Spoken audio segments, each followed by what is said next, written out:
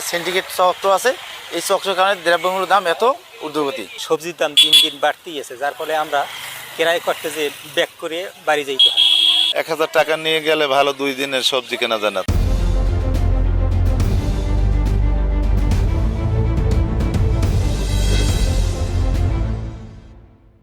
বর্তমানে বাজারে সাধারণত যে পরিবার, মধ্য পরিবার যারা আছে তাদের জন্য সবজি কিনে খাওয়াটা একটা খুবই বেখাপ্টামূলক, যেটা বাংলা বলা যায় অ্যাকচুয়ালি তাদের সম্ভবই না। তাদের আর্থিকতা যে অবস্থান আছে, 1000 টাকা নিয়ে গেলে ভালো 2 দিনের সবজি কেনা যায় না। তাই এটা সাধারণ পরিবারের পক্ষে কোনোদিনই সম্ভব না। আর যারা দিনমজুরি কাজ করে তাদের তো সম্ভবই না এগুলা, কারণ সবজি 1 কেজি সবজি কিনতে গেলে 80 থেকে 100 টাকা লাগে সর্বনিম্ন। এ দিয়ে তো একজন দিনমজুরি লোকের পক্ষে সম্ভব নয়। অন্যান্য বাজারের ক্ষেত্রে একই অবস্থা। যে কোনো মুদি দোকান থেকে শুরু করে মাছ, মুরগি, প্রত্যেকটা জিনিসেরই দ্রব্যমূল্য বাড়ছে, কমছে না। কিন্তু একজন সাধারণ দিনমজুরি বা মধ্য পরিবার যারা কৃষক, তাদের পক্ষে এইসব কিনে খাওয়াটা আমার মানব দৃষ্টিতে খুবই একটা কষ্টকরজনক। আমাদের যে সাধারণ মধ্যবিত্ত মানুষ আমরা যারা আছি, এরা কেনার নিয়ন্ত্রণের বাইরে। এটা বিশেষ করে তদারকি দরকার। একটা সিন্ডিকেট চক্র আছে। এই চক্রের কারণে দ্রব্যমূল্যের দাম এত ঊর্ধ্বগতি। কিন্তু কাঁচা বাজারে গেলে বা মাছ বাজারে গেলে খুব হিমশিম। এক কথায় বলতে গেলে সবার জীবন একবারে শোষণীয় হয়ে পড়তেছে বর্তমান পরিস্থিতিতে। এটা তো আসলে আমাদের নিত্য পণ্য ক্রয়ের ক্ষেত্রে একটা বিশাল সমস্যা। সবজির দাম দিন দিন বাড়তেই আছে, যার ফলে আমরা ক্রয় করতে যে ব্যাক করে বাড়ি যাইতে হয়। বসুন্ধরা টিস্যু, অশুদ্ধতার বিরুদ্ধে এক বিন্দুও ছাড় নয়। এই যে বর্তমানে যে বাজারে যে হাল বর্তমানে, এটা সাধারণ মানুষের পক্ষে কেনা সম্ভব না। আজকে শসা কেনা লাগছে 80 টাকা কেজি, কাঁচামরিচ 400 টাকা কেজি।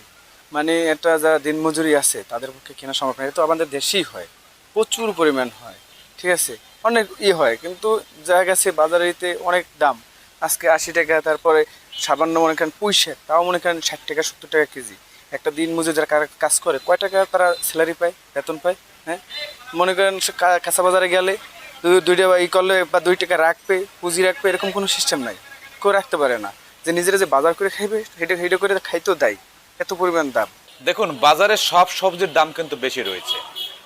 এক্ষেত্রে আপনি বলতে পারেন যে আসলে অতিবৃষ্টি, আবার কখনো কখনো কিন্তু একেবারে খরা, যে নানা কারণে কিন্তু আসলে সবজির ফলন তেমন হচ্ছে না।